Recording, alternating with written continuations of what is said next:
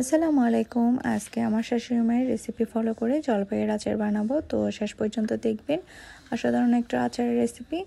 তো রেসিপিতে যাওয়া যাক। প্রথমে আমি জলপাইগুলোকে ভালো করে ধুয়ে ফ্রেশ করে নেব। তারপর একটু লবণ আর হলুদ দিয়ে ভালো করে সিদ্ধ করে নিতে, এটা একদম নরম হওয়া পর্যন্ত সিদ্ধ করবেন।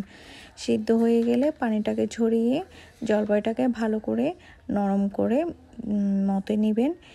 শুধু বিচিটাকে বের করে নেবেন, আর বাকি যে অংশ ছোলাগুলো থাকবে ওগুলাই আমি নিব। বিচিটাকে ফেলে দিব। এখানে খুব বেশি নরম করবেন, কারণ নরম না হলে আপনি জিনিসটাকে মলতে পারবেন না।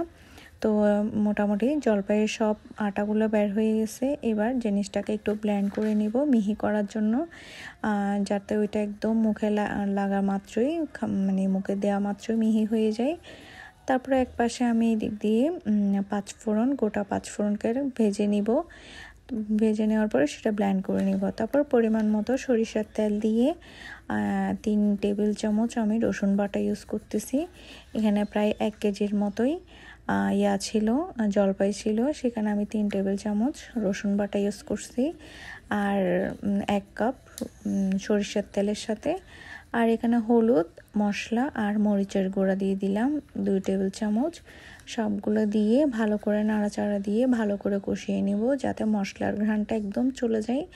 যতক্ষণ না মশলার ঘ্রাণ থাকবে ততক্ষণ পর্যন্ত আপনি জিনিসটাকে কষাইতে থাকবেন। আর অল্প পরিমাণে একটু লবণ দিবেন, কারণ সিদ্ধ করার সময় লবণ দেওয়া হয়েছে, যার কারণে লবণেরটা পরিমাণ বুঝেই দিবেন। কষানো হয়ে গেলে এবার আমি জলপাইটা দিয়ে দিব। তারপরে লাস্টে একটু করে চিলি ফ্লেক্স দিয়ে দিব। শুকনো মরিচকে ব্লেন্ড করেই চিলি ফ্লেক্সটা বানানো হয়েছে। তারপর এখানে গুড়টা ভালো করে কুচি কুচি করে নিব, গুড়টাও দিয়ে দিব, খেজুরের গুড়। এবার দিয়ে ভালো করে নাড়াচাড়া দিয়ে নিব, কারণ এটার থেকে খুব পরিমাণে পানি বের হবে। এটা তো কোনো টেনশন করার কিছু নেই, কারণ পানিটাকে আপনি পুরোপুরি শুকিয়ে নেবেন। খেজুরের গুড় আর দিয়ে চিনিটা টেস্ট করবেন কতটুকু মিষ্টি হয়েছে। যদি একটু কম হয়, আমি চিনি আর গুড় আরও একটু দিয়ে তারপর লাস্ট একটু পাঁচফোড়ন ইউজ করছি, এটাকে আপনি ব্লেন্ড করে নেবেন, পাঁচফোড়ন, গোটা পাঁচফোড়নকে। তারপরে এখানে রাই বাটা প্রায় 2 টেবিল চামচের মতো রাই বাটা ইউজ করা হয়েছে। সবগুলো দিয়ে ভালো করে নাড়াচাড়া দিয়ে নিব, দিয়ে জিনিসটাকে অনবরত নাড়তে হবে, কারণ এটা আপনার নাড়া বন্ধ করে দিলে নিচে লেগে যাওয়ার সম্ভাবনা থাকবে। আর কাজটা একটু আপনি ফ্রাই প্যান বা এরকম ননস্টিক কোনো হাঁড়িতে করলে জিনিসটা ভালো হয়, তাইলে নিচে লাগার সম্ভাবনাটা একটু কম থাকবে। তারপর আপনি যতটুকু সম্ভব নাড়াচাড়া করতেই থাকবেন, তাহলে পানিটাও শুকিয়ে যাবে এবং আপনার আচারটাও পারফেক্ট হবে।